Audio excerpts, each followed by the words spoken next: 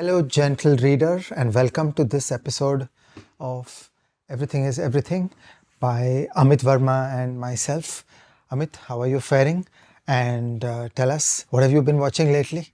Well, I've been having a good time because you introduced me to this YouTube channel run by a gentleman called Perun. And actually, you did this a long time back. We recorded this great episode for the Seen and the Unseen on Ukraine, 5.5 hour masterclass.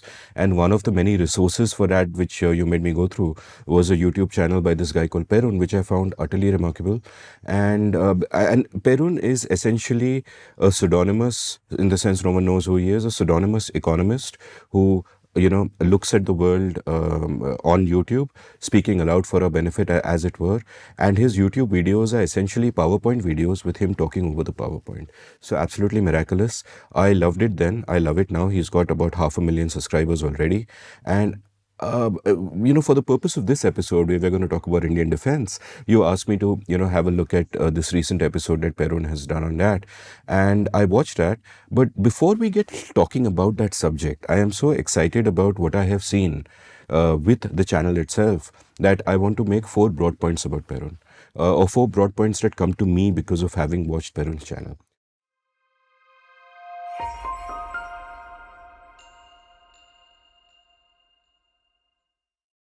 Point number 1 is about expertise, right? We often have this notion in our heads that experts have to exude certainty.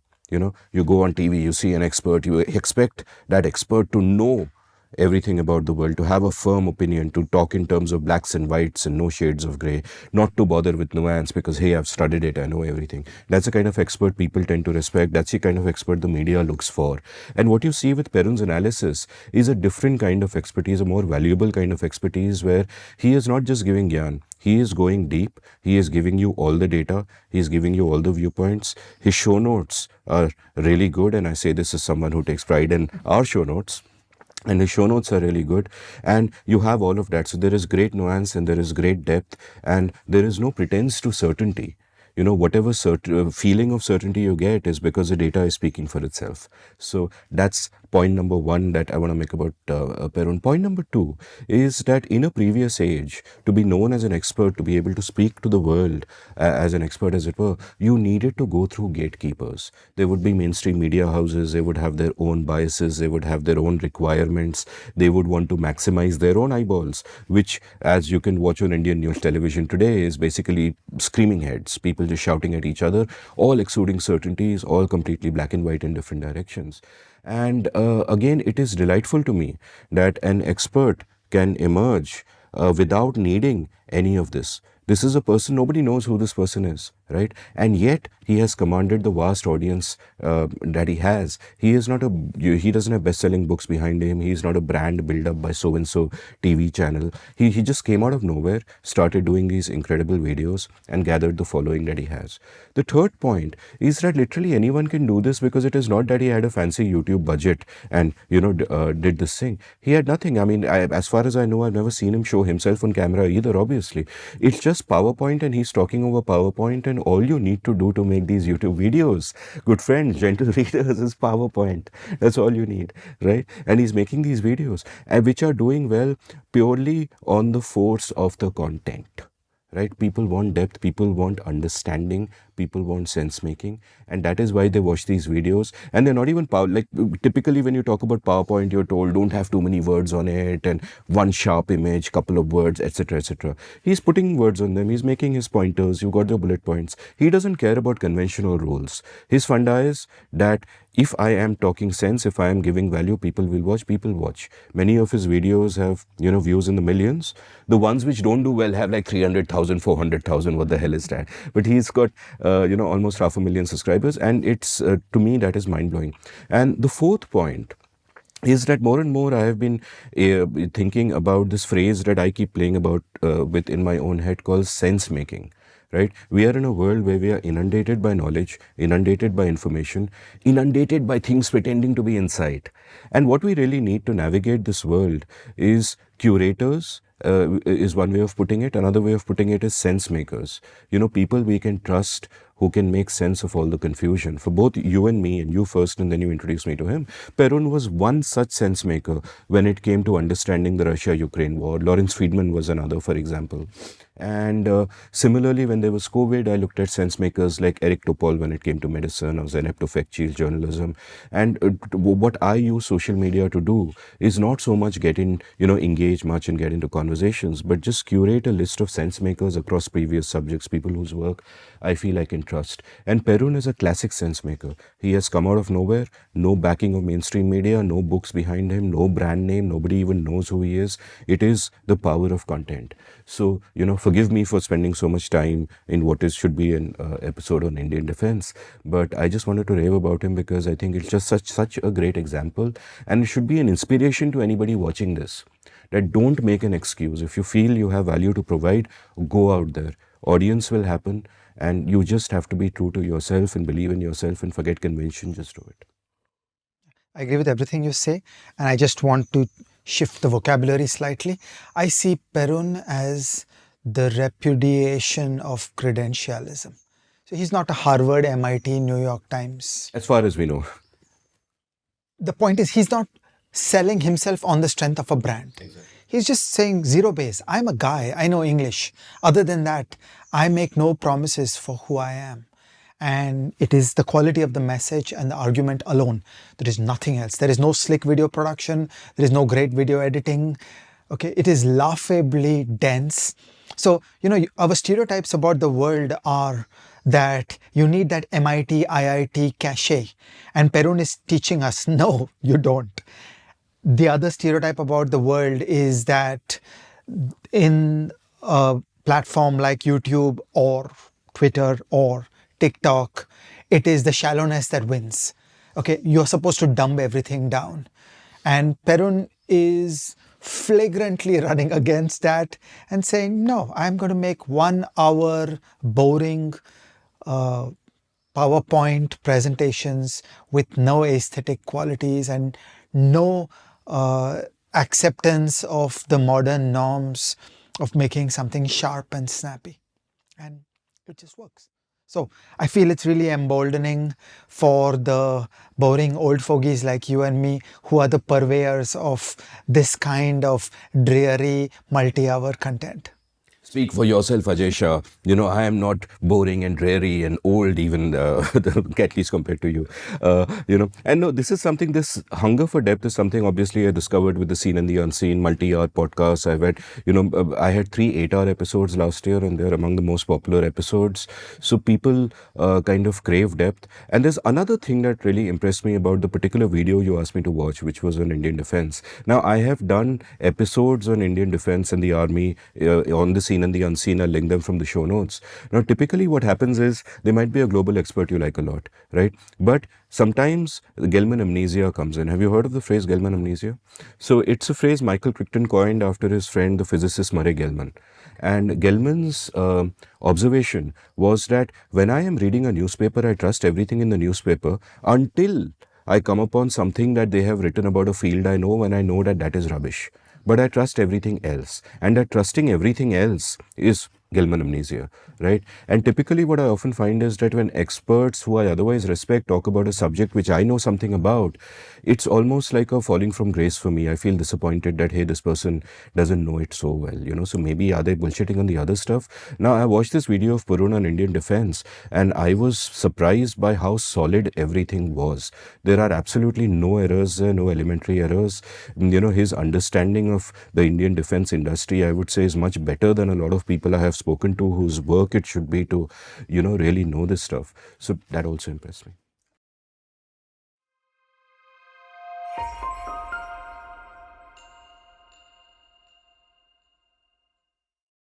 Amit, we of course hope that our readers will actually go watch the Perun episode, but can you give us a compact summary of some of the key ideas that caught your eye? Let me give you a compact summary, but I do want to stress that everyone watching this, please go and watch the entire video for yourself. I don't want to take eyeballs away from that. That's a great video worth watching and a lot of detail. But what I want to do is I want to summarize the essence of that because you have a lot of thoughts on it and you're going to elucidate on that. And as people who've watched our Ukraine episode or heard the Seen and the Unseen Ukraine episode would know, you have a lot of sort of thoughts on military strategy and the way our defense forces are. You've given talks to the Army High Command on all of these matters. So I really want you to dig in deeper. But just to sort of use the excellent video by Perun as a stage, let me briefly sum it up. First of all, he makes a really valid point that India is not a country which is technologically backward. We have achieved great things, like with the Chandrayaan mission, which for a fraction of the cost of other space programs, we did what we did. We are a nuclear nation. In other areas of technology, we've done well. So in terms of tech, we have the know-how. We after all do have the IITs and all of that. We should be technologically pretty advanced. However, that is not exactly the case, because when it comes to our armed forces, there is a deep dysfunction, which we shall get to later on in the summary. But there is a deep dysfunction which kind of bewails, right, in the sense that the early examples that he gives in his video is that there is an assault rifle. So 10 years ago, we decided we want to foreign designs, we'll build our own.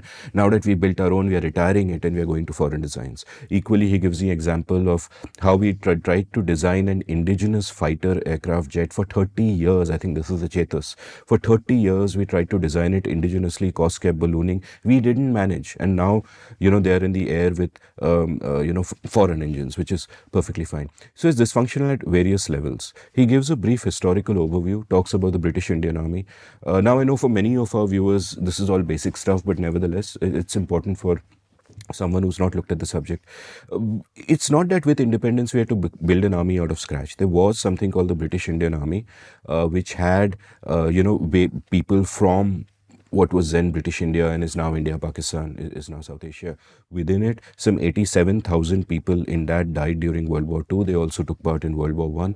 So when independence happened, we essentially, inherited our portions of those armies, except, as Perun points out in his, tongue-in-cheek, dry humor kind of way, the guns immediately turned at each other, right? Since then, the army has had a bunch of skirmishes and limited land battles and all of that, but nothing, seriously major. We lost to China. We had a grand success in 1971, which also has geopolitical importance, which he talks about. Now, throughout this period of the Cold War, we were kind of closer to the Soviet Union than to the US, despite non-alignment. So we used to get a lot of our weaponry from first the Soviet Union and then post-Soviet Russia or whatever was left. And the plan was that we import whatever we have to and we keep also building indigenous capability on the side. So that was a plan, and that is more or less where we have been. Now we live in a time where the Cold War is over, where we have become closer to the US in many ways. And we are, in a sense, like he puts it very well. He says that Perun says that he often gets asked whose side is India on. Especially with regard to the Russia-Ukraine war. And he says India is on India's side. So on something like, economics, we are part of BRICS, and that is one sort of grouping. But in something like military affairs, we are part of the Quad, which is another grouping. So one is closer to China, one is closer to the US. But our thing is that we have our self-interest, we'll do whatever it takes. This can take you in different directions. In one direction, there is a strategic balancing act that you have to do vis-a-vis earlier Pakistan and now China, which is, something that has occupied the minds of a lot of defense thinkers. And therefore, there is an imperative to maintain a land army, to maintain conventional resources and all of that. Equally, there is sort of the geopolitical sense that we want to expand eastwards. We want to be a regional power. And for that, controlling the sea is important. And much as a lot of that is really a question of diplomacy and economics, you still have to be able to project military might to be taken seriously enough. And therefore, the Navy is important. Now, there's a dichotomy that he doesn't talk about much, but he does point it out, that I found interesting, that, the Navy and the Air Force in India, I think 87,000 and 140,000 people respectively, are relatively advanced and evolving quickly. The army is 1.2 million people. Your border security and all that is another like 1.4, 1.6, whatever, and is a beast with really old weaponry, really old equipment. Now he sums up the problems as regarding what the armed forces faces. Thus, he says that one, there is a problem of budgets. We have one of the largest armies in the world. I think the second largest territorial land army in the world, and yet the US has 10x the budget that we do. China has 5x the budget that we do. Our budgets are a tiny fraction of what they should be. And a disproportionately large amount of that is going into salaries and pensions. 53% of that goes into salaries and pensions, of which pensions alone account for 23%. And this is a burgeoning figure. It used to be 12% in 2008, and it's just grown and exploded. And this means that out of something like $47 billion that had to be spent in 2023, about 3.7 billion were actually spent on modernizing the force, which is sort of the key area. So I might get these figures slightly wrong, but they're in Perun's video and they're in the ballpark. And he says that there are four horsemen of the defense procurement apocalypse that are, a cause of this. Those four horsemen are budgets, requirements, demands for indigenization, and bureaucratic procedure. And A, the budgets are incredibly low. B, the requirements are crazy. Like I think a former defense minister says that, when the army tells us what the requirements are for different kinds of weapons, it's straight out of a Marvel Comics, superhero movie. So the requirements are always crazy. The budget cannot possibly handle that. And then there are all these indigenization requirements that you have to do it with an Indian partner, blah, blah, blah. And the bureaucratic procedures are crazy. So an example that Perun really gives about this is, imagine you're a foreign, defense equipment firm, and India comes to you and they give you a budget which is, say, the budget for a room. And now I'm doing the metaphor. These are not, Perun would have done it better, I forget. But let's say they give you the budget for a room and they say build a township with it and make it fly to space, super advanced township, right? But you have to do it with an Indian partner, and you will only own 49%. You will transfer all your technology and your intellectual know-how, and if something goes wrong, you bear 100% of the blame, right? And while all of this is happening, we might keep changing the requirements because somebody will think of something, right? And so this is just nuts. And the whole process has gone nuts. And the way Perun beautifully put it is that it is as if the Indian army is saying, give us technology for 2030. They are being told it can't be done. You can have technology from 2010. And then they say, no, fuck it then. And we are still stuck with technology from 1940. Right? And this calls for, as Perun says in the video, a slow clap. Okay, it's a remarkably bad situation. We are spending too much money on things that we should not spend money on. And also the other thing that he points out, which is a really good point that I hadn't thought of it like this, is that our key strength is our demographic dividend in a sense. And in this case, it is kind of a dividend that we have so many young people that surely having, manning the army should not be a problem. We should have a young army. But if you look at the US Marines, the average age is between 21 and 25, whereas our army has an average age of 32 to 34. And part of the structural reason for this is that when we get people into the army, we do it, we make them think of it as a career. So it's long-term contracts, 15 years I think is a minimum, and then you have 20 years, 25 years, whatever. So you're signing up for that period of time. And then, people work through their 30s and they retire, and then for the next 50 years, you're paying them pensions, and the whole thing has gone to hell. And the way foreign armies do it is they do it through, contracts where you sign up for a particular period of time, you serve that time, and then some of you, get offered more. And he talks about Agnipath, and I know you have some disagreements with his analysis of that, and we'll come to that. But he talks about the Agnipath program, where the army tried to fix this, where they said that we'll initially give everyone a 5-year contract, then 15% of the people or 25% of the people, I forget, get 15-year contracts. And that initial 5-year bunch, the drop-offs, they don't get pensions. They get a one-time tax-free severance. And of course, there were protests all over the country for it, because in our mentality, we think of the army as giving you security. That army join kar liya, to for life I have a gig. And, that's no longer the case. And there are so many different challenges here in terms of what do we mean by a modern army? Does it, what does it need in terms of people? Do you need as many people as you did 30 years ago? What does modernization mean? How do you sort of deal with all of these? So this is, I think I've done the best I can to give an accurate, broad amount of what Perun kind of said. But you should go and watch the full video after this, after you have your say. Let's go, Ajay Shah.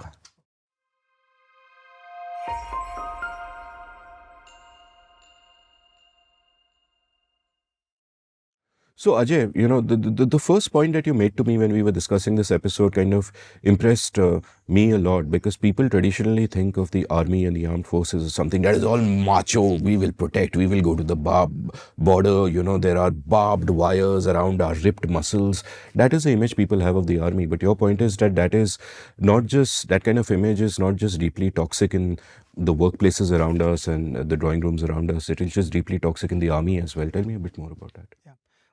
When we were in the Middle Ages, there were these male values of bellicosity and extremism and fanaticism.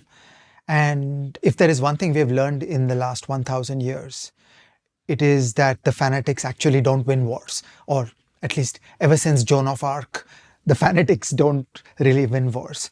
A war is a complex thinking project. It is a game of mind, of strategy, of logistics, of advanced weapons and tactics, of TTP, techniques, tactics, and procedures.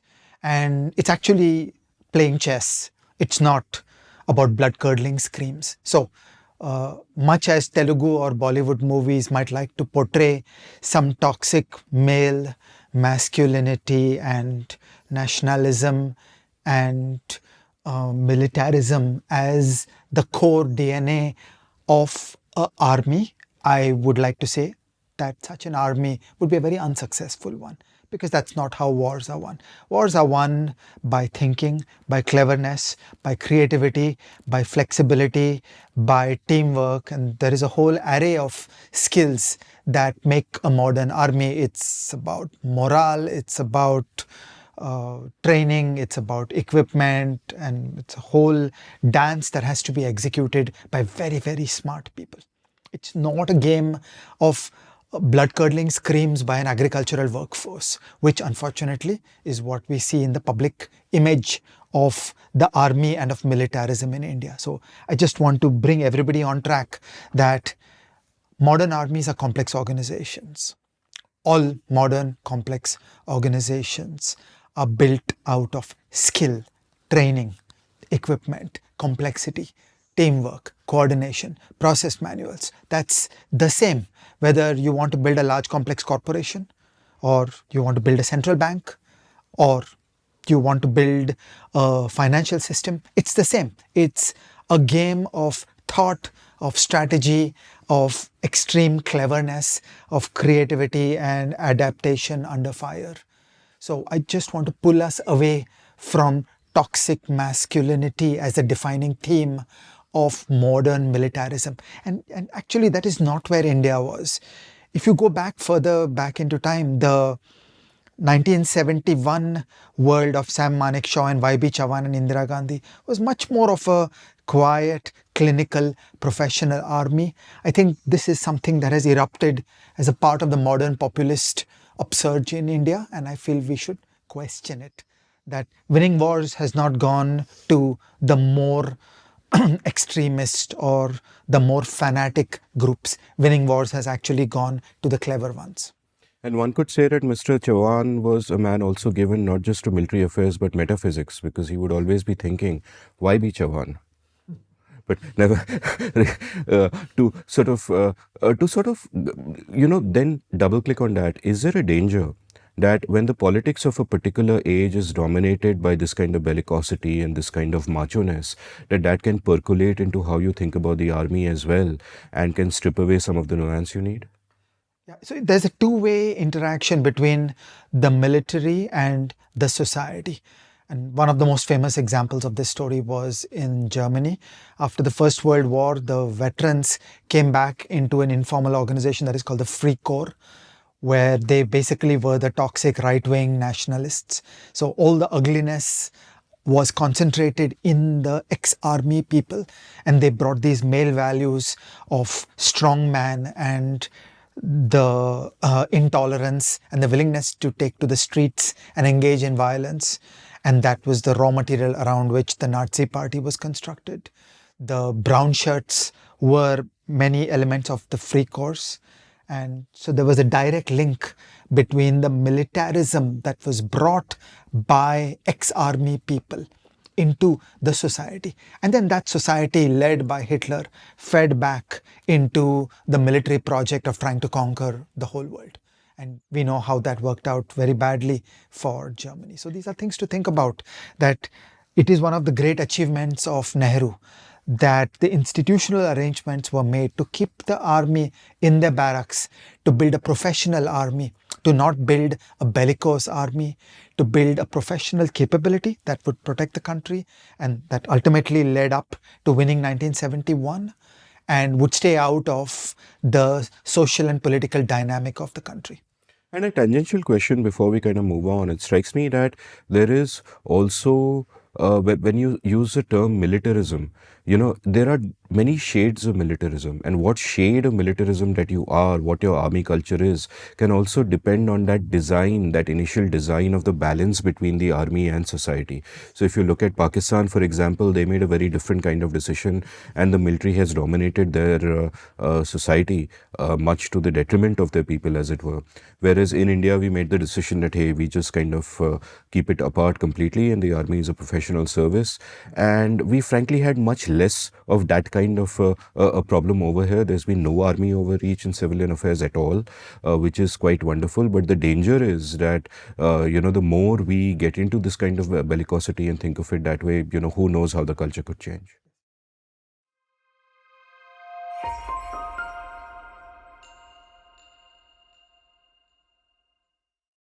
Right. So what's the next point you want to make, Ajay?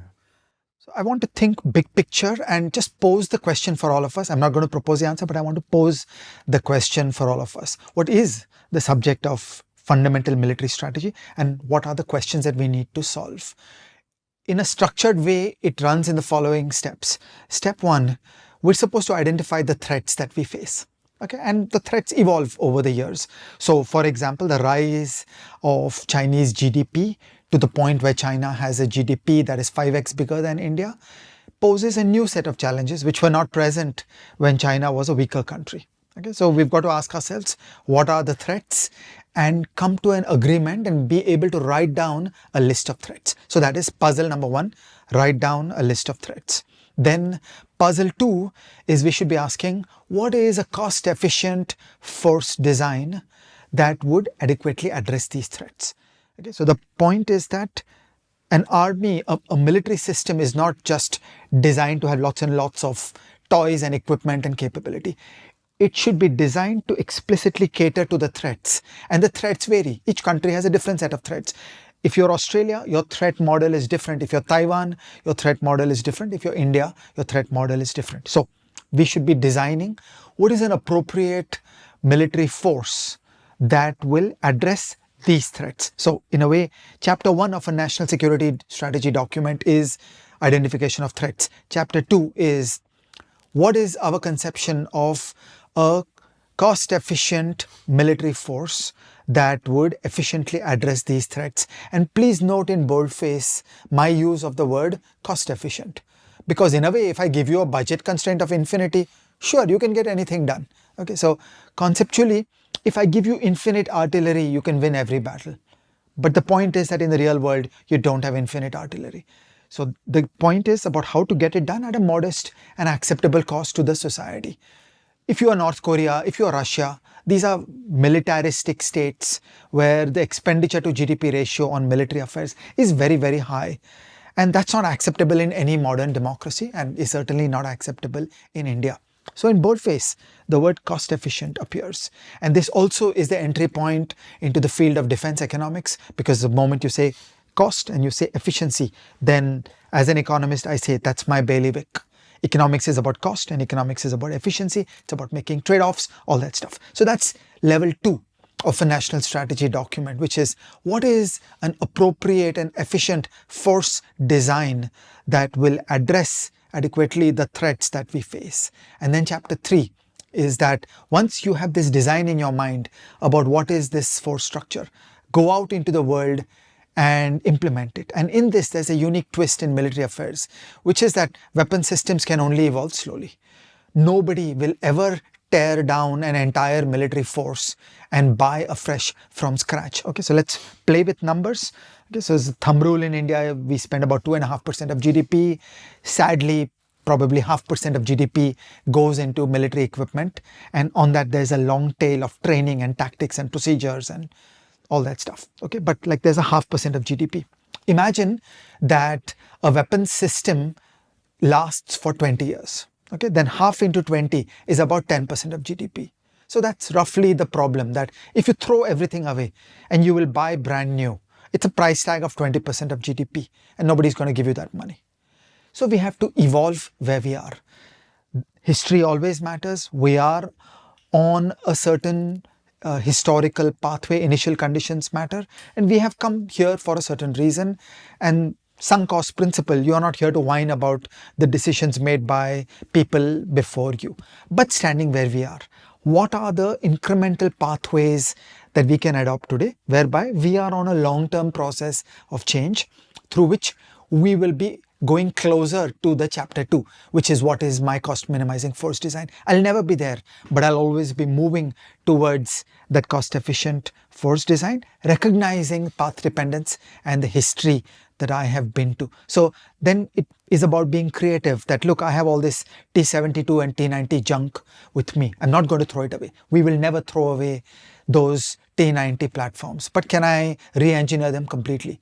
Can I put new weapons and new electronics and new kinds of automation into those old platforms? Because they are there. There's no point in whining that these are such terrible platforms. The point is to make progress and to incrementally evolve from today's force to the desired force. So this is 1, 2, 3. All big picture military strategy consists of these 3 stories. Identify your threats, dream of what is an appropriate force design, and then do that incremental process of evolution given where you are, not raging against where we have come from, but incrementally making progress in the light of where we are. I want to double click on this with a question about the phrase cost efficient, right? Cost efficient indicates that A, you don't spend too much, and B, you get bang for the buck. Now, in terms of not spending too much, it could be argued that we're actually spending too little given what our budgets are. And even within the budget that we spend, we are spending too small a proportion of that on modernizing the equipment we have and so on and so forth. So the crux there, therefore, seems to be efficiency. And therefore, the crux there seems to be thinking about it in the right way and planning far enough ahead. And I want to ask you about that is there a problem with, say, the structural design or the decision-making design within our armed forces, that hasn't happened well? Because an example Perun gives throughout his video, and we know it's part of our folklore, is MiG-21s, right? MiG-21s are aircraft for the 1960s. You should not be fighting a war with them today. And we are still plagued with large number of MiG-21s. I think at some point during this decade, they'll be out of service. But we should have stopped using them 30 years ago. We are still using them, and experienced pilots still die. If you just search for MiG-21 crash, you'll find that so many of our experienced pilots, our great human resources, are just dying because of them. And to me, it seems that there is a clear failure there. And it is not a question of this is a platform we have, let's do something better with it and continue using the MiG-21s. Obviously, there was a planning failure. That at some point when we should have phased out, we did not plan for what was to come. We got everything very, very wrong. But if I am to ask you to sort of go to that fundamental flaw at the heart of this, what is that fundamental flaw? There is a generic problem in military affairs, which is actually true all across the Indian landscape, which is the inability of our large, complex government organizations to engage in strategic thinking. People tend to play for their time on the watch. So a person gets promoted at age 59, they play for 1 year. It's very unlikely in the Indian establishment for people to engage in long-range thinking. If I may go back to economics as a different field, you and I have often spoke about the golden age in India, where roughly speaking from 1977 onwards, there was a continuity of the people and the ideas. And from 77 all the way till about 2011, there was a shared dream of a community, of a stable community, where there were thinkers and imagineers who thought about a generation-long transformation of the institutional apparatus of how the Indian economy would work. And to the best of my knowledge, that kind of thing worked only halfway in the Indian story. Okay, you've seen me that I've often been a skeptic about the reforms of 1991, in that they simply didn't go far enough in terms of imagining how to do public administration correctly. It was like first generation reforms, some amount of stroke of the pen. It was not the complex rebuilding of Indian government organizations to achieve genuine state capability and checks and balances and uphold freedom. We are still in a colonial structure with the lack of rule of law, with all kinds of arbitrary power in the hands of government officials. Similar problems are all over the landscape. So there is nothing special about military affairs, or about health, or about pensions, or about the police, or about the judiciary. There is a single cross cutting theme across the failures of public policy in India, why India is a poor country. Okay, why India is like at rank 125 or worse on almost any important international rating. It's because we haven't got that machinery of the thinking, the strategizing, the intellectualism, the ability to create these self appointed long term communities of thinkers and dreamers and imagineers who would be able to build and dream and manage these long transitions. We see this in advanced economies. We see this in the UK. We see this in the US. We see this in Germany, where elections come and elections go. But there is a recognizable, self appointed national security community that works across elections. There is a self appointed economic strategy community that works across elections. And these are the people who own the 25-year view and who are able to think deeply about this. Turning to the Indian story, I felt that there was a period where, in the hands of Narasimha Rao, Vajpayee, and Jaswant Singh, there was a moment of fundamental radical questioning of India's international relations and military strategy. Narasimha Rao, Vajpayee, and Jaswant Singh got the problem of India's alignment with the USSR. And the USSR had collapsed, and that was a bad place to be. And there was a period when a little bit of a fundamental realignment of international relations and military affairs began. By and large, I feel that it was only done incompletely, and there remains a deeply pro Soviet, pro Russian strain of thinking in both Indian international relations and military affairs. And now, looking back with the benefit of hindsight, I feel that in the hands of Narasimha Rao, Vajpayee, and Jaswant Singh, there was a incomplete response to an event, the collapse of the USSR, not a deeper rethinking of an Indian national security strategy. And of course, side by side with that is an international relations strategy, which we will come back to. So I have two things to say, and then a further question for you, which will take us on to our next chapter. And the first thing I want to say to our dear readers is that we have had an episode out a short while back called The Reformers, which speaks exactly about this reform process that you spoke about from 77 to 2011. And again, I totally agree with you that the 91 reforms didn't go far enough. We'll link to pieces we've both written on this in the show notes. The second thing I want to say is, again, relating a story we might have mentioned in the Reformers episode, but involves our two finest prime ministers, Narasimha Rao and Atal Bihari Vajpayee. And after Narasimha Rao died in the early 2000s, Vajpayee told the story of how in 96, when Narasimha Rao was handing over power to him as prime minister, he said to Vajpayee, "Samagri taiyar hai." And the meaning for that was that the nuclear tests are ready, you can carry them out, I've done everything. And the reason Narasimha Rao didn't actually carry out the nuclear test himself was there were elections, there was a new government. As a matter of courtesy, he left it to the next government, and we are lucky that they had that shared vision that they did. And to some extent, this turn away from the Soviet Union and also towards a sort of a national defense strategy of that sort was carried over by Manmohan Singh during UPA 1. Again, an excellent term, and during that time, the nuclear deal that he did with the US, despite the protestations of the left and even the left elements in his own party, was, I thought, quite a remarkable act where Manmohan Singh took an existential stand that I don't want to be prime minister if I can't get this done, because I know this is good for the country. So, more power to him for that.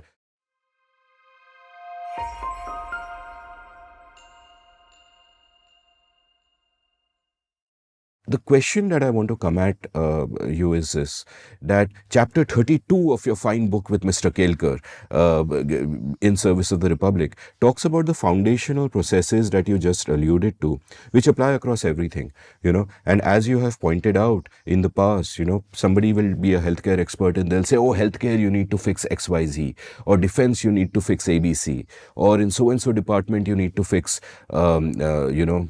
I'm trying to think of three more letters, whatever, RST. But as you have pointed out, that very often through all of this, it's the same kind of plumbing that applies, the same foundational processes we need to fix. So I want you to tell me about what are those foundational processes which apply as much to defense as they do to any of those. Yeah. One of our good friends is a health expert, and for many years, her theory of the world was that you guys in economics keep the best people in finance, and that is why health in India works so badly. And it took me years to persuade her that no, we have huge problems in finance as well. And actually, there are common themes all across the landscape. So this verticalization, the compartmentalization, the disciplinary emphasis is the source of difficulty in thinking about India and public policy. So if you think you're a health expert, then you tend to not see that there are problems in finance, that there are problems in defense, there are problems in intelligence, there are problems in monetary policy. And once you gain a little bit of that breadth, you suddenly see that all these problems are the same. So in the chapter of that book, Kelkar and I introduced a phrase which we call foundational processes, where we think of four things which we see as afflicting every field in India. And they are HR, they are government contracting, they are the finance process, the budgeting and the finance process, and they are the checks and balances on coercive power. So we think of these as four generic issues which are everywhere. You take any piece of public policy in India, you have an HR problem. How do you hire people? How do you fire people? How do you award promotions and reward success? How do you measure success? How do you create performance? Contracting. Almost everything that government does is done better by contracting out to private people, but then you need the state capacity to do contracting, because it is actually very hard and quite complex to do the procurement, to do the contract management. To work with the private sector is not easy. The private sector has boundless energy and capabilities, but the government needs contracting capabilities.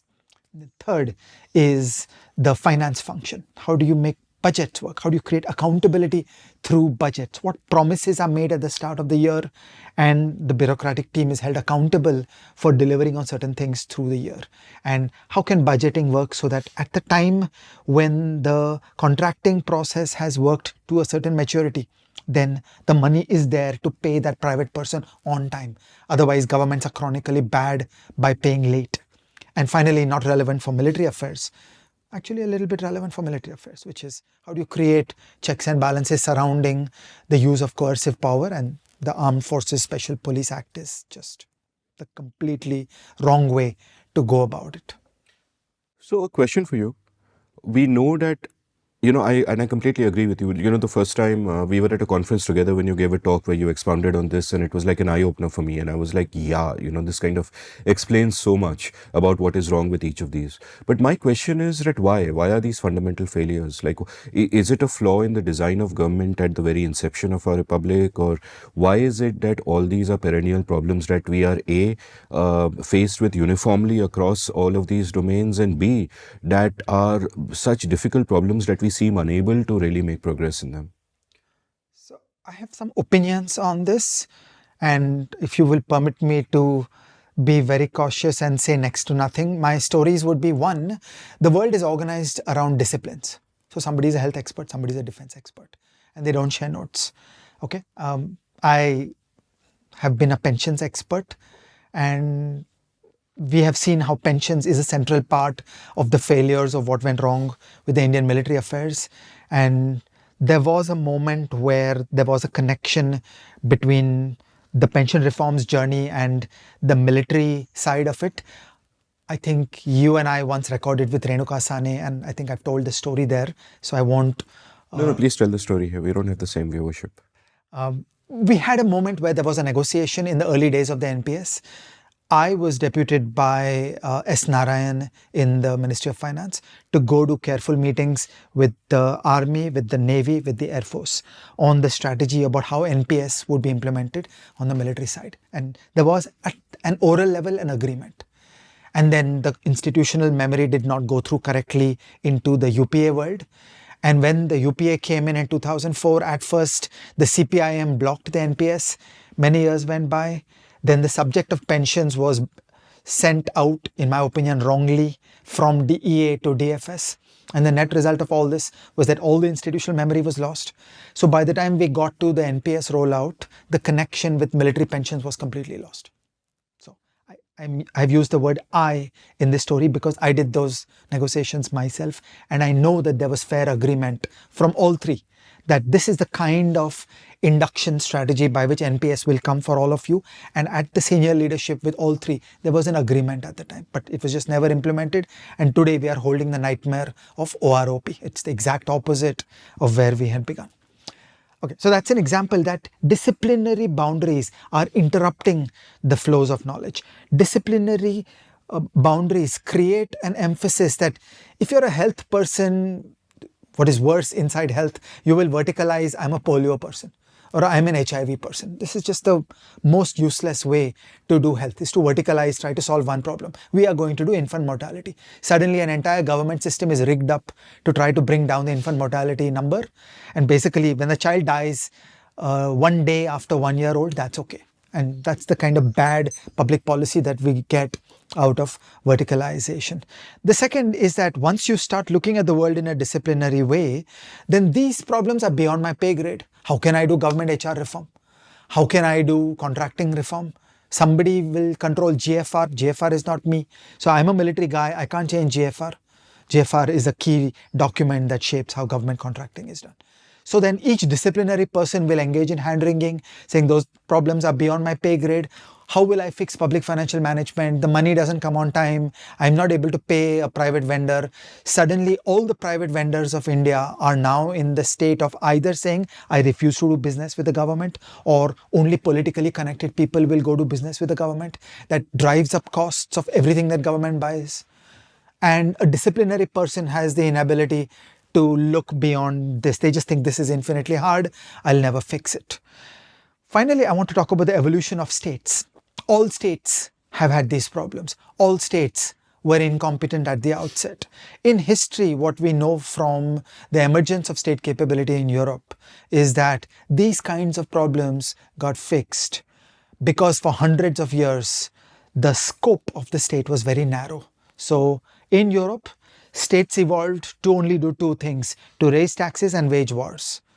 And around that, they learned how to do HR, how to do contracting, how to run the public financial management systems so that the money comes out at the right time to pay a private vendor bracket. In the emergence of early states in Europe, they did not do public sector enterprises. There were no ordnance factories. The production of arms was done by private vendors. And there were mercenaries who went around selling arms and training to all the countries. There were European mercenaries selling arms to Indian kings. So there was a complete separation between the process of developing arms and manufacturing arms and selling them to states.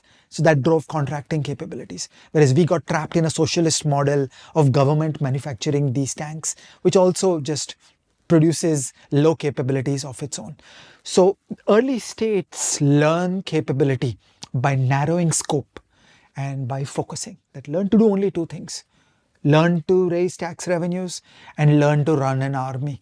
And around that, you develop these general capabilities of HR, of contracting, and of the other pieces.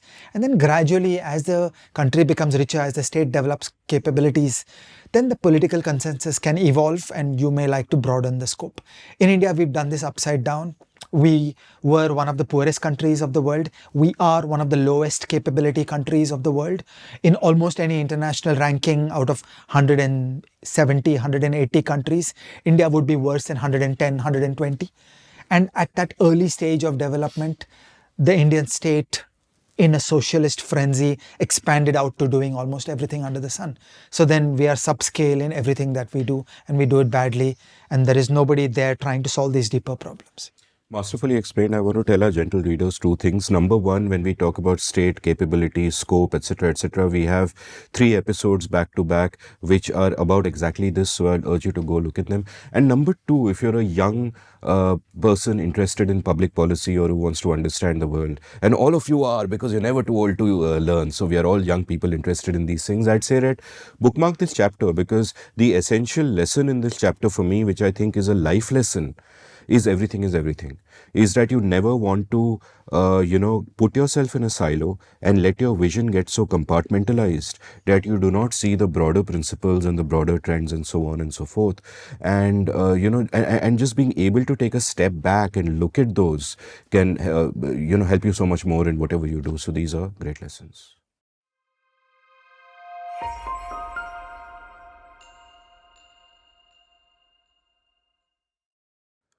So, Ajay, the next point that you want to make is one which is very interesting to me, because it again plays to the whole thing of everything being everything.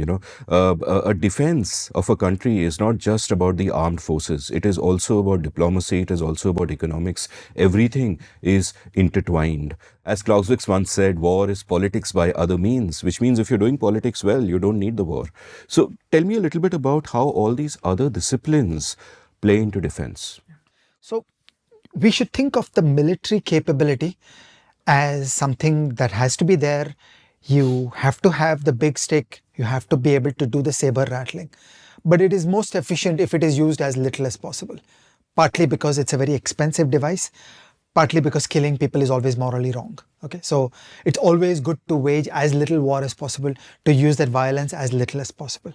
So how do we achieve the objectives of state to state relationships and conflicts while fighting war as little as possible?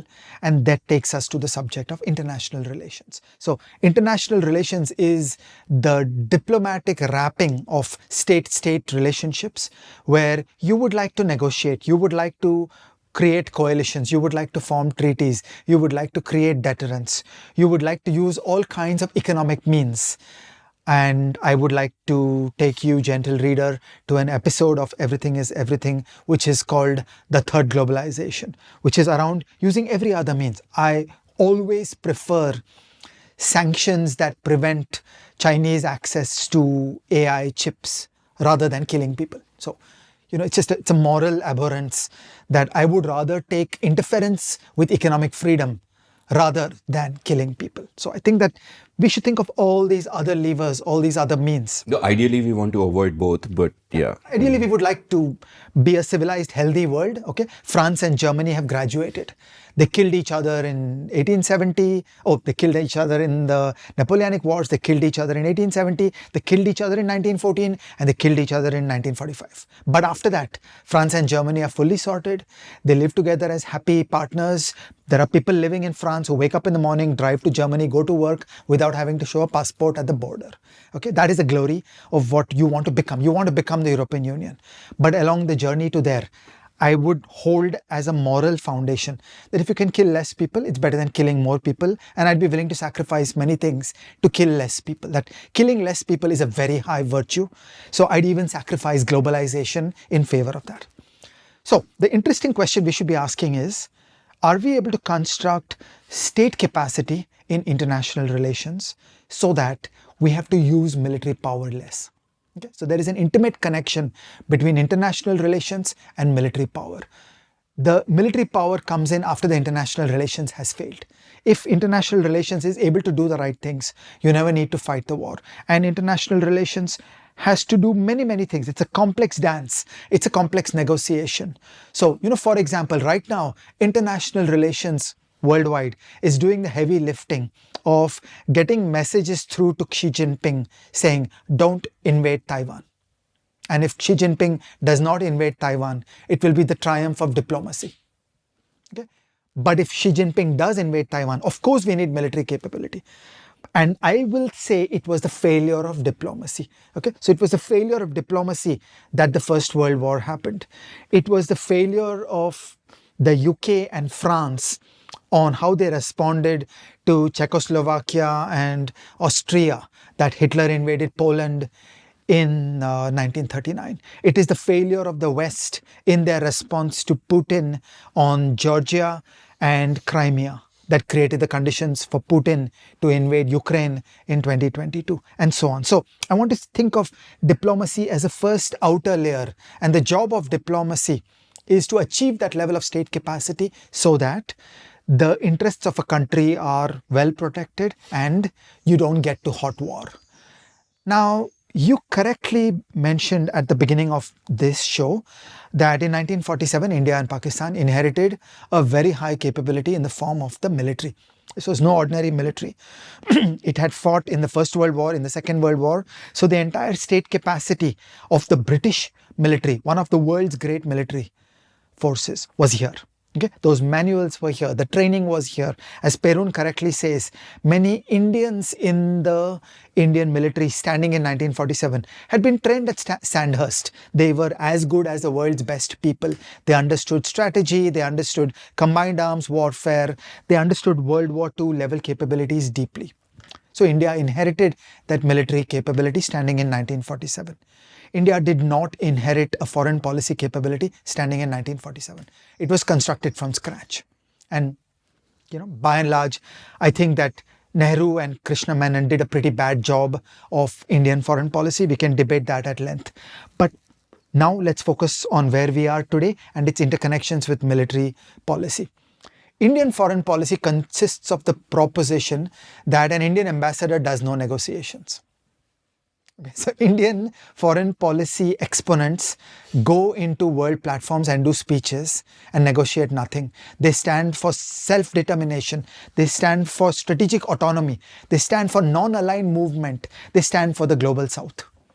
Okay, what this boils down to is there is no negotiation, there is no deal making. And that's not wise, that's not efficient for a country, because actually the subject of international relations is about doing negotiations. In international relations, diplomats negotiate state to state about ways in which each state will modify its domestic policy in ways that suit the other. If you start out with your opening move saying strategic autonomy, then you say that my domestic policy is not up for discussion. Then very well, go dance alone. It is only when we form deep partnerships with other countries that we get to coalitions, that we get to treaties. And that's how countries work together. And that's how we are able to do military affairs better, both in terms of creating a better military force and in terms of fighting fewer wars. Because once we create those treaties and those coalitions, then it scares the other side and you get fewer wars. So I want to do something heretical around 1971. I want to play the thought experiment that what if the United States did not deeply support Pakistan in 1971? Perhaps Bangladesh would have broken away and become a free country without American support for Pakistan. And that was the failure of Indian foreign policy that created the conditions where the United States was solidly aligned with Pakistan and solidly aligned against India. So in India, there's a lot of victim behavior where we blame the United States. But I want to say that was a failure of Indian foreign policy. That Indian foreign policy created conditions where Pakistan felt strong enough to commit atrocities in Bangladesh and get away with it. And it could have been done differently. And it's an interesting thought experiment that how could Indian foreign policy have actually done this differently? One of the episodes of The Seen and the Unseen, which has been a gateway drug for many people, is an episode on the 71 war with Srinath Raghavan. He also wrote a great book on it. So I will one day ask Srinath about this. I think he's just writing or written a book on Indira Gandhi as well. So, that'll kind of be fun. But I love the way you pull the frame back and you point out that our defense is not just the hands of the armed forces. They are also in the hands of our diplomats who can, ultimately we are dancing with other countries. And this dance can be through sweet words and this dance can be through sticks and stones, but it is the same dance. So taking that broader view helps. And it reduces the military cost by forming treaties and coalitions as opposed to going alone. So it's just so basic that how much of a military force and a capability do I want to respond to my threats? Sure, you can go it alone. Basically, Remember the big strategy piece. I've identified threats. Now, step two, what is my force design? I can do a force design going it alone, but it'll be more expensive.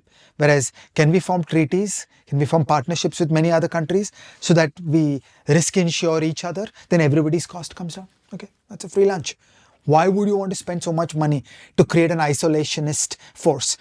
But this is a deep problem with Indian foreign policy that starting from 1947, India actually has no tradition, has no history, has no institutional memory, has no capability of doing foreign policy in the way it is done in the grand dance of world history.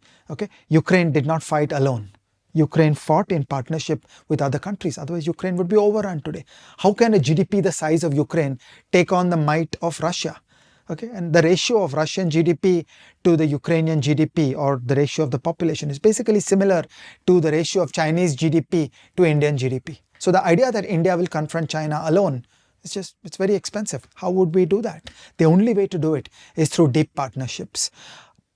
Along with 5 co-authors, I am part of a book project on responding to China. And these are some of the messages in that book, which is that India needs to build those deep partnerships because we are outmatched against Chinese might. It's a wonderful book, and it'll be linked from the show notes, of course.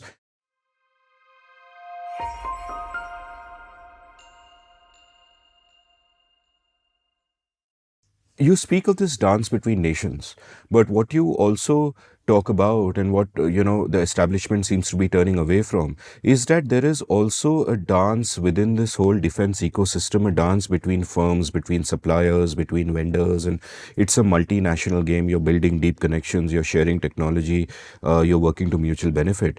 And yet there has been this this rhetoric's been there for a long time, perhaps exacerbated recently, of we will go it alone, we will be self-reliant, and so on and so forth.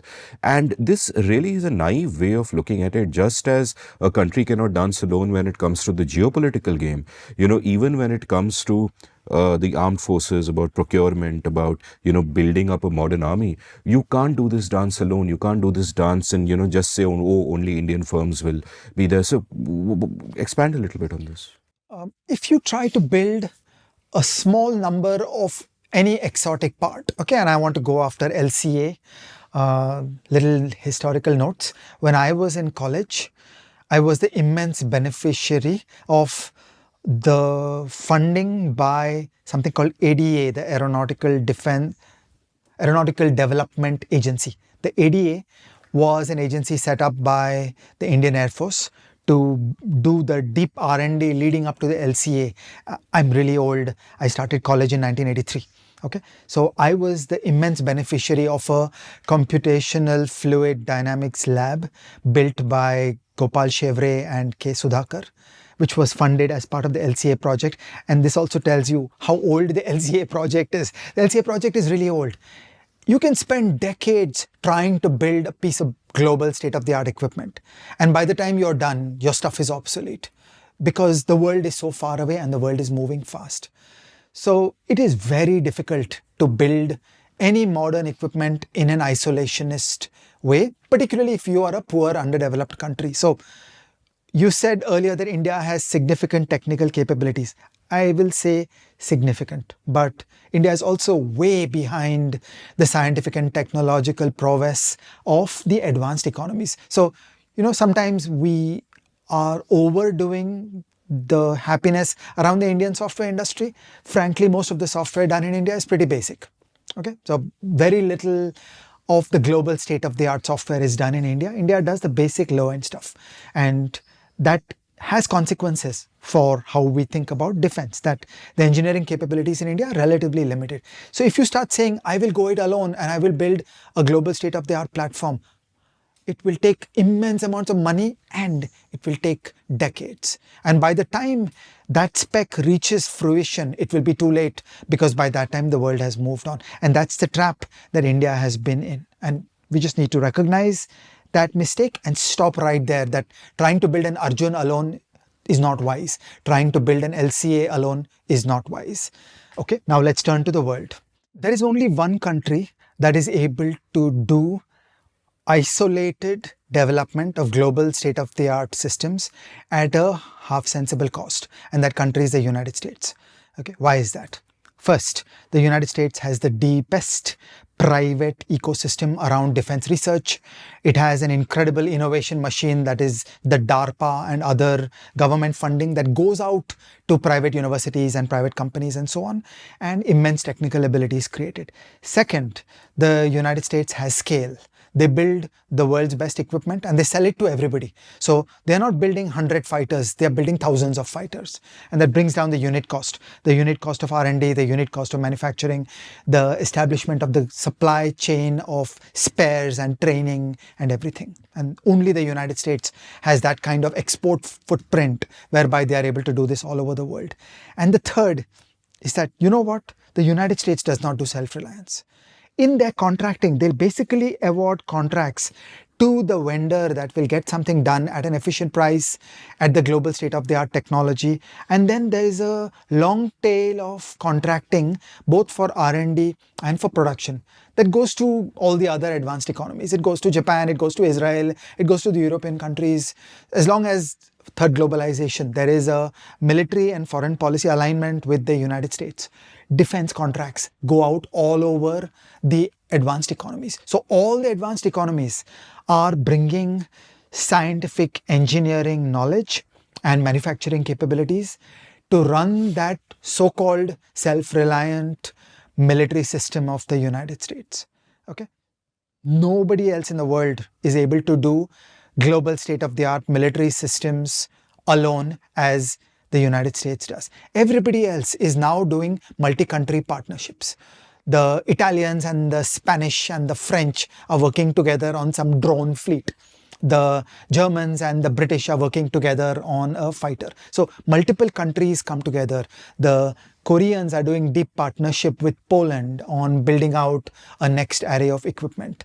The Japanese partner with the whole array of countries on building various kinds of equipment. And the question is just brutal, that how much R&D money do you have? How can you increase the scales of manufacturing, and thereby how can you reduce the unit cost? So in the modern world, it has become impossible even for technologically advanced countries to go it alone.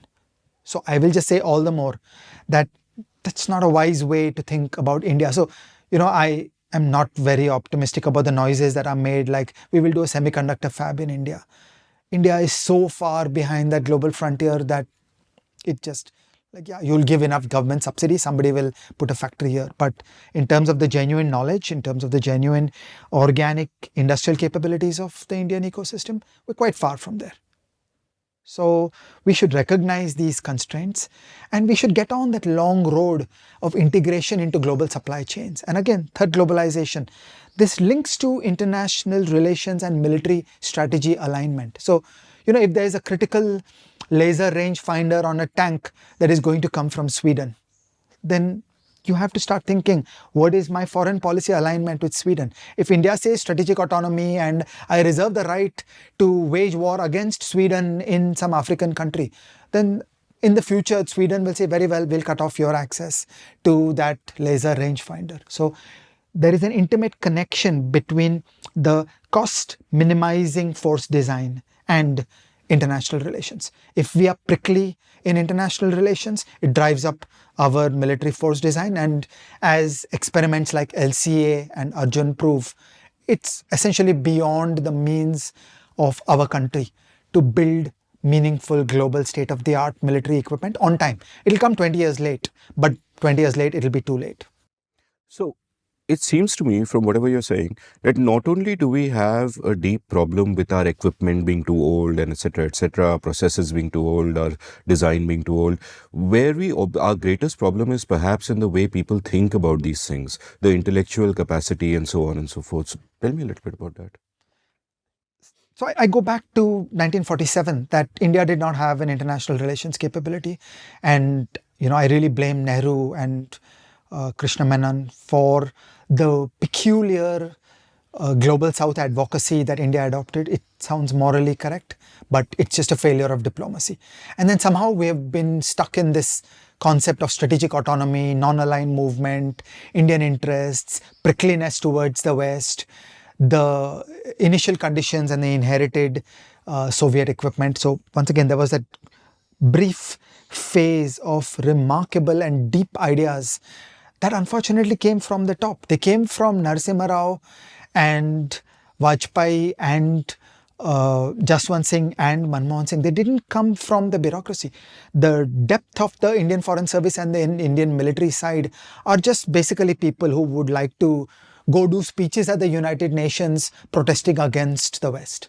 They haven't got the place of modern India. So similarly, our friend Nitin Pai has often emphasized that India's economic interests today lie with the West. The business interests are with the West. The kids of the Indian elite go attend college in the West. When is the last time you met anybody who went to Russia to get an education? Okay, that's like not a thing that happens anymore. Not that it ever did. So the interests have shifted completely. The connections of the economy have shifted completely. But there is one bureaucracy that just keeps championing something that is non-aligned, that is global south, that is hostile to the West, that will like to partner with China and South Africa and Brazil in upholding the global cause of the global south. So, what's the way out of this? Intellectualism. Everything is everything.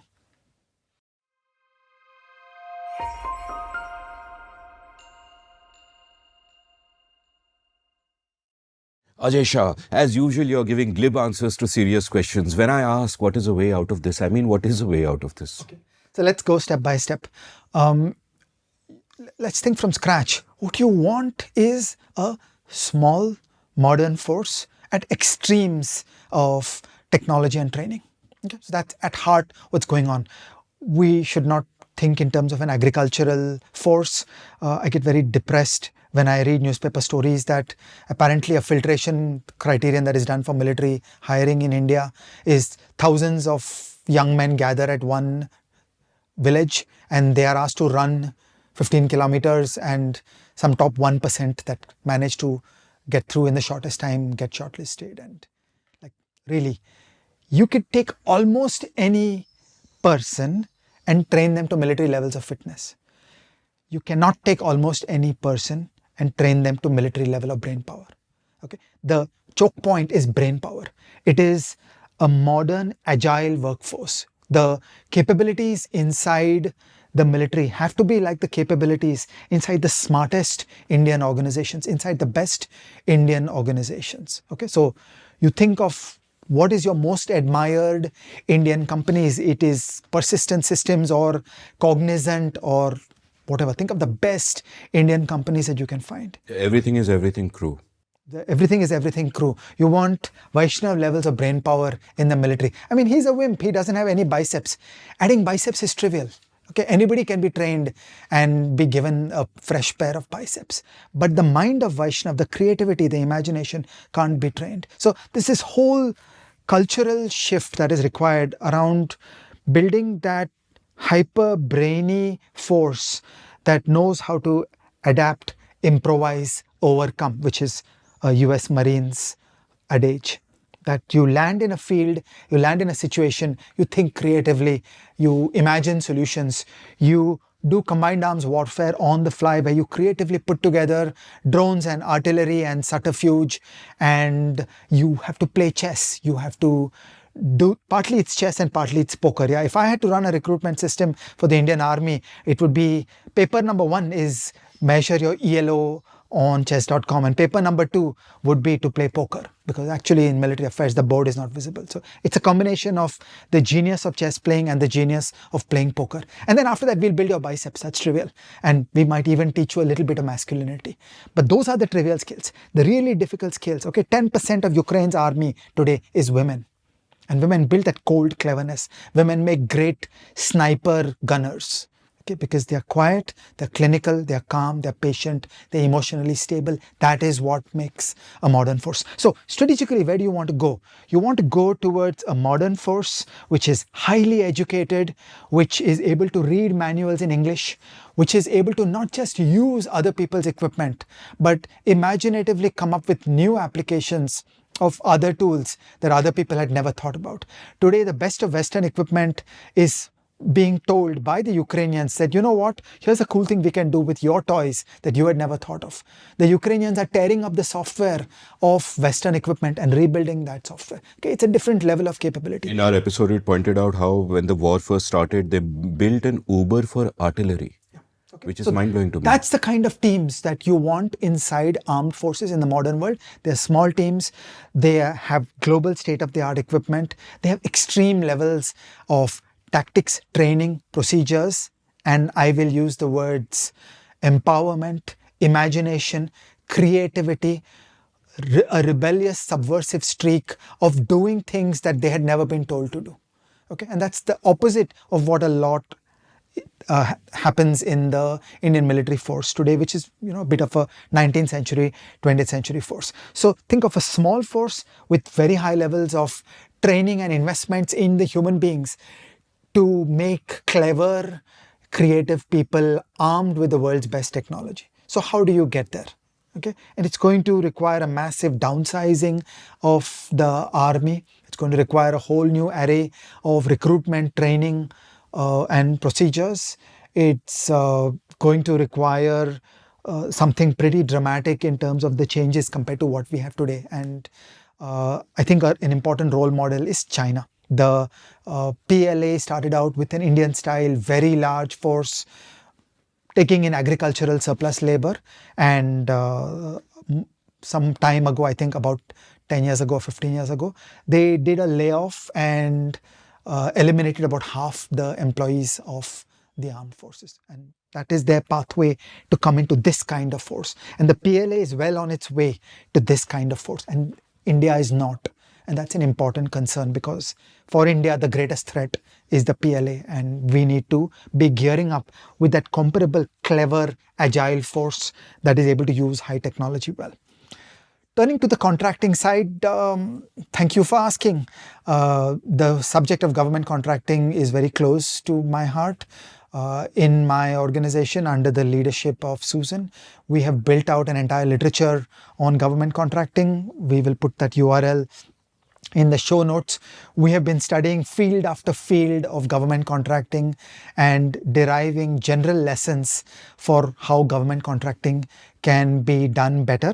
In a field that is more adjacent to military affairs than many of the others that we have done, the great Indian scientist R.A. Mashelkar and Susan and I have a paper on the fundamental transformation of Indian innovation policy, on how we can get more bang for the buck by spending public money on getting research done through private firms and private universities, and not having the ordnance factory metaphor, but rather on stoking the capabilities in the society through contracting out, more like a NASA or a DARPA or like the French defense research, and less like a Soviet model where we create vertical government organizations like a DRDO or other civil servants who are supposed to be scientists. So we need a whole new approach around the contracting, where there are capabilities in defense contracting that go out both for R&D and for manufacturing to private firms,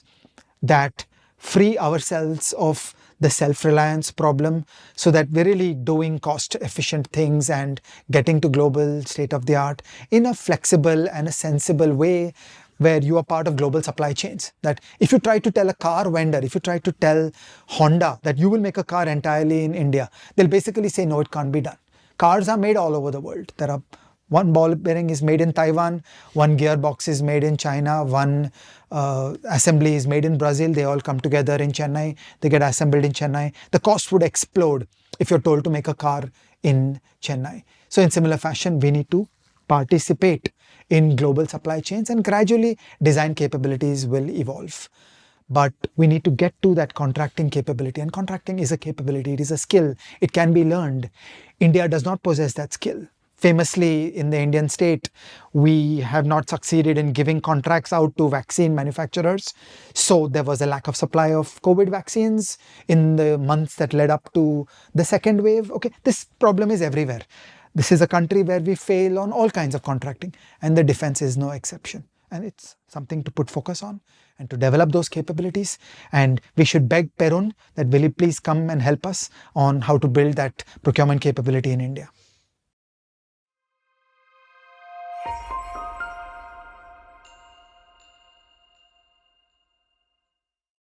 So, thinking in defense economics, let's be strategic about it. I want to harp on a couple of questions that we want to do a force design for India and we are a poor country. Okay. What insights does economics offer for thinking about this? The first is that there should be a trade off between how exotic your equipment is. Okay, so we've already talked about this, that the most fancy equipment does not win wars. Okay, again and again, I can show you examples from history. Most famously, in 1967, at the start of the war, if you added up Israeli equipment and compared it against all the Arab rivals put together, the Arabs vastly outgunned Israel. But Israel won the Six-Day War. Okay, if you count equipment between Russia and Ukraine, Russia appeared to vastly outgun Ukraine. But Ukraine came out remarkably well. So to make a chess analogy, if you take a position on the board and you add up the value of the pieces, like a queen is 9 and a rook is 5 and a pawn is 1, that's the most stupid way to assess a position. So that's the way you should think about equipment. The point is not what toys you have. It's a bad workman who blames his tools. The point is to develop capability, and we should recognize we are poor. So we will make do with lesser equipment. So we should start by saying that I will not buy an F-35. I will buy B grade. I will not buy an Abrams M1 tank. I will not buy a Leopard 2 tank. Look at what the Poles did. The Poles have purchased a very good South Korean tank, which is a little bit behind the German Leopard tank and the American Abrams tank, but it fits the Polish budget, where the Poles want to be ready with thousands of tanks for the next Russian invasion. So if Ukraine falls, Poland will be next. And so the Poles are fully gearing up with the spending levels required to build a modern tank force that is ready to confront a Russian invasion. And they chose a Korean tank, which is lower down on the price point. They didn't say self-reliance. They said, let's be pragmatic. So now they've got deep contracts with the Koreans where they partner in the R&D, they partner in the manufacturing, they get equity, they get royalties on future sales of those Korean tanks all over the world, etc. So to do it cleverly. But as a poor country, we should pitch ourselves one notch behind global state of the art. So when Indian requirements designs are being done, sometimes there are indeed exotic requirements, like in the thin air at 18,000 feet. You want helicopters, you want tanks. It is a little unique and different. Generally, my instinct for India is aim behind the global frontier, be a little behind because we are a poor country. And then amplify it with scale. To get to low cost, you got to do scale.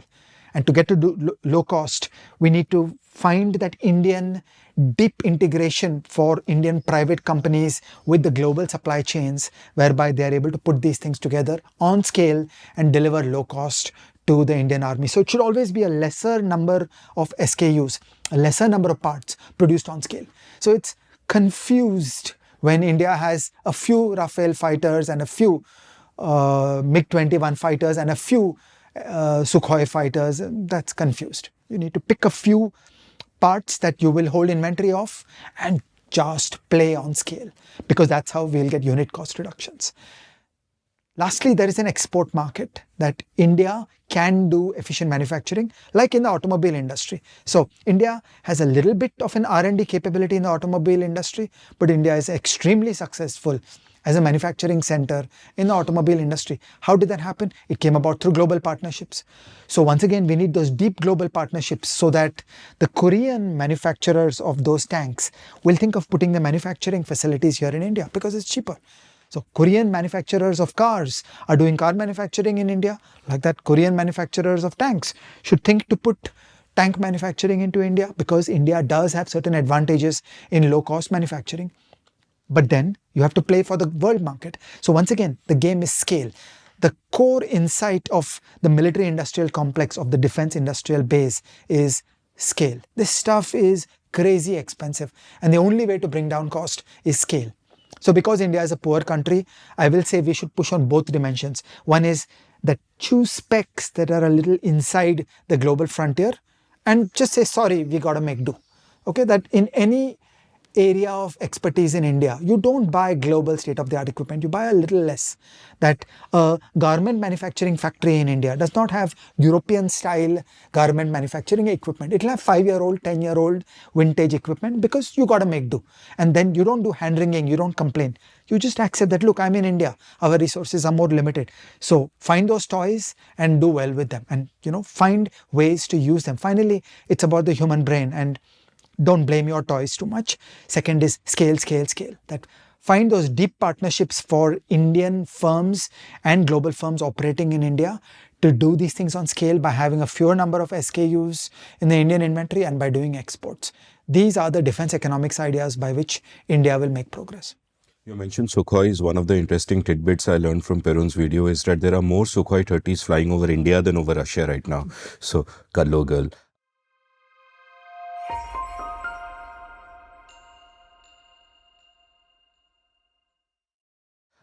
So here's my next question. You have the army, which is extremely bloated, 1.2 million people plus, etc., really old equipment, spending a ton of its money paying salaries and pensions. And you have the Air Force and the Navy, which are relatively lean, relatively modern and modernizing. And I wonder if there is sort of a clash of cultures which gets into the way, because then I would imagine that the army dominates a discourse that even in political terms, like earlier you spoke about how, the army in China could just let half the people go. Obviously, we cannot do that here, right? Because politics would make it utterly impossible. And that is especially so when it, a problem when you think of modernizing the army. So what are sort of your thoughts about, there are really two separate questions. Bhai, what a conservative you have become. This is a country where customs duties went from 350% to 15%. Anything is possible. Anything is possible. So, no, but on a serious note, what do you think about, say, the political and the military economy of this? I don't know if you can, I mean to say political economy, but can you use what you're saying is deep and important, is incredibly complex. If you merge two firms, then which culture comes through? Okay. If you merge a tiny firm into a giant firm, in all probability, the culture of the smaller firm will get swamped in the whole and will be lost. And you have said it precisely correctly that in the Navy and the Air Force, we have the beginnings of small headcounts, extreme technological capability, the ability to work with complex global equipment, the ability to work with English manuals, English training procedures, all that stuff. Whereas the Army is more of an agricultural workforce. So when you get to modern integration of armies for combined arms warfare with theater commands, which are all good concepts in theory, the management challenge in India is how do you make these transitions? Because on the army side, we know we want to get to something like 1/4 the headcount and all those same capabilities, hyper empowered, capable, technologically strong, English speaking force with English manuals and such like. That's a transition that is desired on the army side, which has been completed on the Air Force and Navy side. So, if you just do a merger today, you'll actually snuff out that culture in the Navy and the Air Force. So I'm not that convinced that theater command, which is a correct idea in theory, is a wise management strategy given the realities of what we face today. And there are many ways to skin this cat, and these ideas have been well developed in other countries. Here is one simple proposal, one simple idea that should be done, that can be done, which is you basically do like a new army. Okay, so imagine, so in Russia, these were called battalion tactical groups. When the Russians were trying to modernize, the Russians had the same problems. The Indian army is a bit like an old USSR army. It is those similar top-down control, centralization of power, agricultural workforce, all those same problems. So when the Russians wanted to modernize, what they did was they started creating these new groups, small groups, 1,000 people, extreme equipment, which were called battalion tactical groups, BTGs. And the idea is we're going to build a new manual, new process, build a new capability here. Okay, so you have an old army and a new army, and you build to a modern world class. You learn global notions, you learn the Western way of war into these new formations, small groups of 1,000 people. And in each of these 1,000 people groups, you do deep integration with the Air Force and the Navy, and you do it in sufficiently large headcounts, and you give enough power to the Air Force and the Navy so that the culture of these combined arms groups becomes more like the Air Force and the Navy rather than today's army. And also you self-consciously try that in these 1,000-man groups, we want to do things differently. We don't want to be like the traditional Indian army. Now, everything I'm saying sounds heretical, but hey, this is India. This is a great country. So many revolutions have been achieved in so many fields. So why not this one? It feels a bit jugadu to me that we can't do anything about the actual army, so create Do both. these So other, yeah. on the old army, get on that long trajectory of downsizing. It's like a new pension system. There is an old pension system. It will phase out slowly. Bit by bit, it will come to an end. But start a new thing on a clean slate with modern manuals, with modern processes, playing the modern Western way of war, doing combined arms with drones, with electronic warfare, with army, navy, infantry integration. I don't know enough about the Indian Navy. There's probably a naval infantry capability already.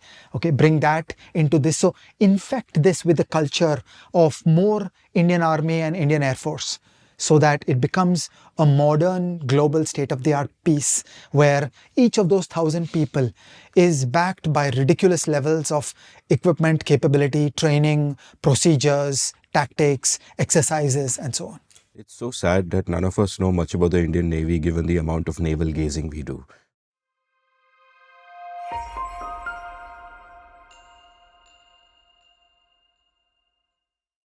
So, Amit, this is a lot of practical, deep military stuff, and it's fun and it's interesting, and we should argue about this. But always, let's take one step away in terms of abstraction and locate this field in the larger tapestry of India, public policy, reforms, the evolution of the state. What are the thoughts that are getting triggered for you as I tell all these stories of detail? They're all pessimistic thoughts. Thought number one is that a huge problem in India is a problem of incentives, that all our governmental systems especially are designed in such a way that the incentives are bad, and in this particular case they would be designed towards the maintenance of the status quo. They would be designed towards people in silos trying to expand their power within their silo and not really seeing a bigger picture, and that makes me worried. My second point is that big organizations, and there is hardly anything bigger than our armed forces, tend to get ossified in their processes. Any movement becomes laborious and slow. And that is especially dangerous at a time when the world is changing so fast. In some areas, like, when Perun said that we aim for 2030 specifications, we're offered 2010s, we have 1940. That's not really so much of an exaggeration also. We still have MiG-21s flying overhead when they, should have been done away with 30 years ago. So, and crashing, mind you. So, my worry is that the ossification makes this big beast too slow to change. And that means that whenever we are faced with a crisis of any sort, and inshallah nothing of that sort happens, will we be able to cope with it and kind of manage it? And my third worry is a conceptual worry. You have already pointed out that, we speak of state capacity. I also think of intellectual capacity within the state, that we haven't, I think, been able to come to terms with the world changing the way it is. So to think that we can look ahead and, find a way to mitigate against future unknown unknowns is not something I'm really optimistic about. In the context of the Ukraine-Russia war, we spoke about how people in Uber, responding to incentives because they have to survive, put together an Uber for artillery, and not having to go through systems and processes of a moldy old organization. We have discussed how a lot of conventional ways of waging war are now redundant because it doesn't matter if you're a few miles behind the battlefield, a drone can still come and drop a grenade in your trenches, right? So the nature of modern warfare is changing. It seems a no-brainer to me that future wars will involve much less people and much better technology and far better strategic thinking. And in all of these, I think, we are kind of failing. So, and perhaps in a sense, this episode sets a ground for future explorations of all of these. But I just feel that the problem, in a sense, seems insurmountable. How do you respond? So I want to add to the pessimism, and yet I'm fundamentally optimistic. So first I want to add to the pessimism. Our reading of history is that states evolve, and then states develop a fiscal capacity and a military capacity, and then states wage wars, and the state with superior capabilities tends to conquer the other, and land and the right to oppress a population shifts in the hands of the state that has done a better job. Okay, so all through history, the states that do a poor job get slapped around, and then their people get captured by another state, and the boundaries on maps keep on shifting forever in history. That's been the story. So if you start with India, standing in 1947, there was some pre-existing military, and there was a vacuum in international relations, which led up to 47-48 conflict with Pakistan, and then a 1962 war with China, in which India got slapped around. And that led to a tremendous process of reform of the Indian army, led by the same people. Nehru and others woke up and understood that that was a catastrophic defeat, and initiated many deep reforms of the Indian army, which is actually the raw material around faring better in 65 and winning in 1971. Okay, so there is this feedback loop that you need to fail, and then enough people get kicked into action to undertake those difficult transformations. And this is a recurring theme all across the world of public policy. If there had not been a great inflation crisis in India under the unreconstructed RBI, there would have been no inflation targeting. Okay, so Manmohan Singh, Chidambaram, Monte Ahluwalia, KP Krishnan, Arun Jaitley all chose inflation targeting because they saw that the old establishment had failed, and that is how a reform took place. Now, this process is no longer available for India, China, Pakistan because of nuclear deterrence.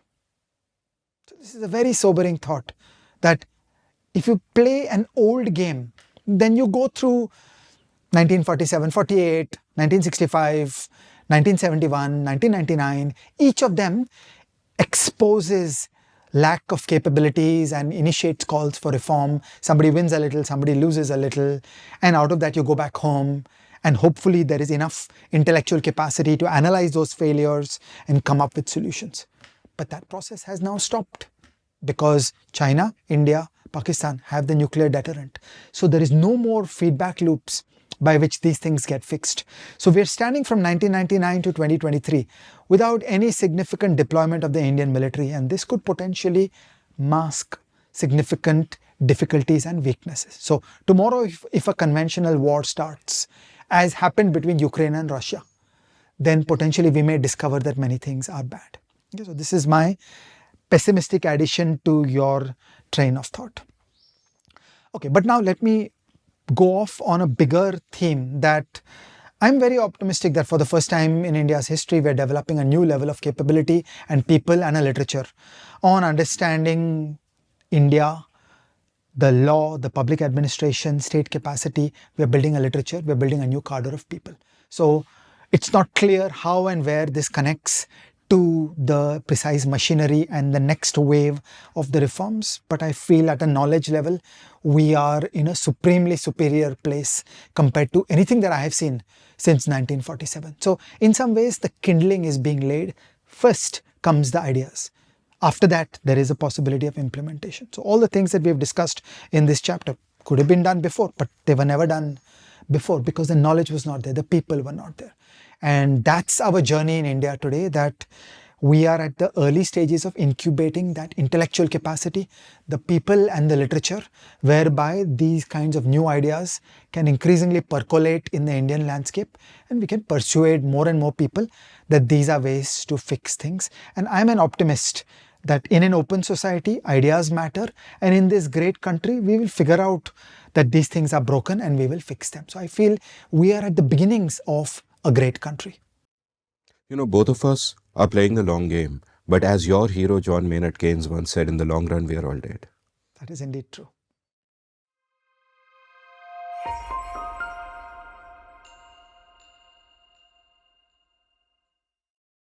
Amit, we are at the end of this episode. We're having so much fun.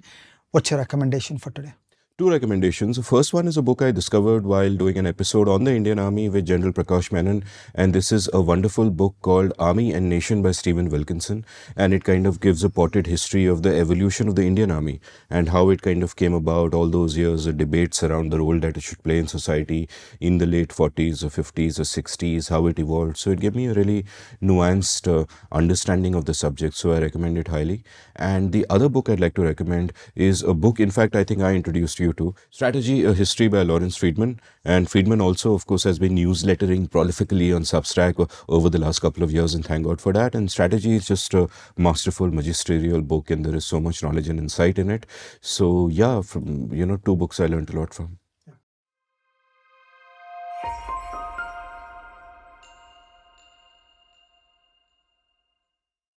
So first I have 20 recommendations, which is that everybody, and you, gentle reader, should read books on the Second World War. It doesn't matter which books you read. Go read N books.